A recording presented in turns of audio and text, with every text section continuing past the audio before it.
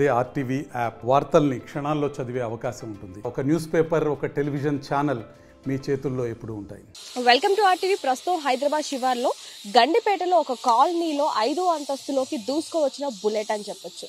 నిన్న పొద్దున్న సమయంలో ఇంట్లో ఎవరూ లేని సమయంలో ఇంట్లో అందరూ కూడా నివాసం ఉంటున్న వాళ్ళు బయటికి వెళ్ళగా ఇంటికి వచ్చి చూసేసరికి ఏదైతే ఇప్పుడు మనకు అపార్ట్మెంట్ కనిపిస్తుందో ఆ అపార్ట్మెంట్లో 5వ అంతస్తులో సడన్గా అక్కడ మనకు కనిపిస్తున్న ఏదైతే మిర్రర్ ఉందో, కిటికీ మిర్రర్, దాంట్లోపల నుంచి ఒక బుల్లెట్ అనేది వాళ్ళ మంచం పక్కన ఒకటి దొరకడం జరిగింది.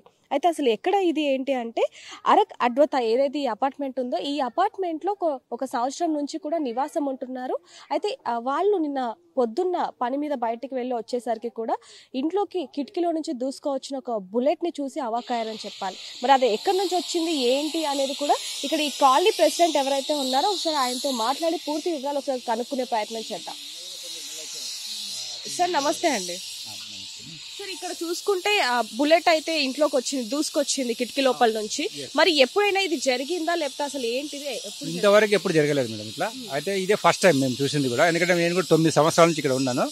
ఇంతవరకు జరగలేదు. అయితే ఈ బిల్డింగ్ కట్టి కూడా 1.5 year అయిపోయింది.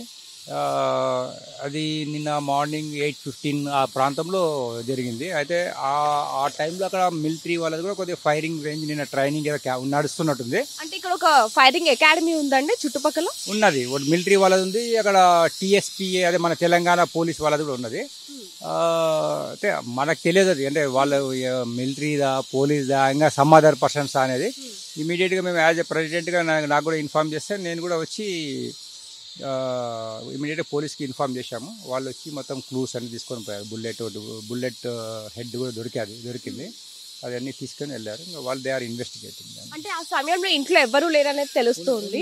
అంటే వాళ్ళిద్దరు ఆ ఇంట్లో ఇద్దరు రెంట్కుంటారు. ఒక అబ్బాయి వాళ్ళు వాకింగ్ చేస్తున్నారు, వాళ్ళ వైఫ్ ఇంట్లో వంటింట్లో ఉన్నట్లున్నది సంథింగ్.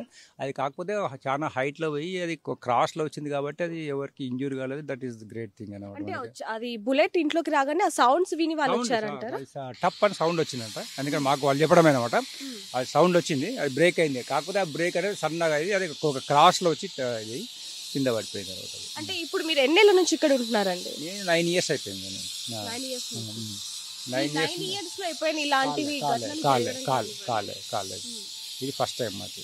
అది మరి దేని వల్ల జరిగింది ఏంటనేది మనకు అనుకునే ప్రయత్నం చేశారు. అదే అంటే ఎక్స్పెక్టింగ్ మాకు తెలిసిన కొందరు వాళ్ళు వీళ్ళు కొంచెం ఇట్లా మా దగ్గర కల్నల్ గారు కూడా ఉన్నారు, ఆర్మీ కల్నల్ గారు.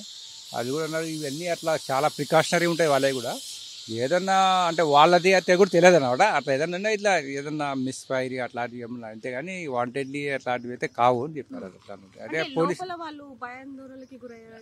కొద్దిగా వాళ్ళకి సస్పెక్ట్ అయిందే. ఇమీడియట్గా మాకు అందుకే కాల్ చేశారు, ఏంటి బుల్లెట్ వచ్చినాయి ఏంటి అనేది దాని గురించి. మేము కూడా ఫస్ట్ టైం వీఆర్ ఫేసింగ్ ఇవన్నీ.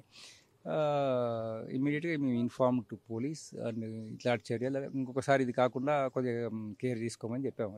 అదే వాళ్ళు ఇన్వెస్టిగేట్ చేస్తూ ఉన్నారు. ఇంకా మాకు కూడా ఫర్దర్ ఏమి ఇంటిమేషన్ అయితే తెలియదు. అంటే నిన్న పొద్దున జరిగింది కాబట్టి ఇప్పుడు వరకు ఏమన్నా మీరు పోలీసులు మళ్ళీ అడిగే ప్రయత్నం కానీ ఏమన్నా చేశారా? ఇప్పుడు నిన్న పోయొచ్చాము ఈవినింగ్. అది దే ఆర్ ఇన్వెస్టిగేటింగ్. ఎందుకంటే వాళ్ళు అది మిలిటరీలా వాళ్ళదా అనేది వాళ్ళు investigating. I think it will take time అనమాట. అంటే ఈ అపార్ట్మెంట్స్ కి కొంచెం దూరంలోనే రాజ్ బహదూర్ వెంకటస్వామిరెడ్డి అకాడమీ ఒకటి ఉండడం వల్ల 2 kilometers రేంజ్లో ఉంటుంది. 1 to 2 kilometers మధ్యలో ఉంటుంది.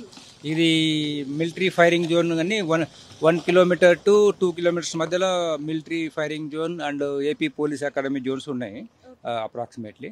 అంటే రోజు కూడా అది ప్రాక్టీస్ అనేది జరుగుతూ ఉంటుంది కదా? రోజు ఉండదు, డైలీ ఉండదు. అది ఎప్పుడో మంత్లీ సమ్ డేస్ ఎప్పుడో ఉంటాయి వాళ్ళవి. కానీ ఎప్పుడు మాకు ఇట్లాంటి ఇన్సిడెంట్ రాలేదు. అంటే ఎప్పుడైనా మీరు ఆ ఫైరింగ్ సౌండ్స్ కానీ అవి ఏమైనా విన్నారా? ఉంటాం మేము ఆ పోలీస్ అకాడమీ వాళ్ళే కానీ మిలిటరీ వాళ్ళే కానీ సౌండ్స్ వింటూ ఉంటాం అప్పుడప్పుడు. సో అందుకనే అక్కడ నుంచి వచ్చింది బుల్లెట్ అని అనుకుంటున్నాం. అంతే కానీ అనుకుంటే బట్ నాట్ కన్ఫర్మ్. మాకు తెలియదు అది ఎట్లా ఉంటుంది విషయం అనేది. మొత్తానికైతే అక్కడ నుంచి వచ్చింది అనుకుంటున్నారు అందరు, అదే అనుకుంటున్నారు. నిన్న జరిగిన టైంలో కూడా ఫైరింగ్ అది జరుగుతూ ఉండే ఎట్లా అన్నట్టు. మేబీ ఉండొచ్చు అనేది పోలీసులో వచ్చి అన్నారు ఆ మాట. అట్లా వాళ్ళు పోలీస్ క్లూస్ టీం వచ్చారు కదా, వాళ్ళు వచ్చి అన్నారు అట్లా అంటుంది. అది మొత్తానికైతే అది అనుకుంటున్నారు. ఇప్పుడు పోలీసులు అయితే దర్యాప్తు చేస్తా ఉన్నారు.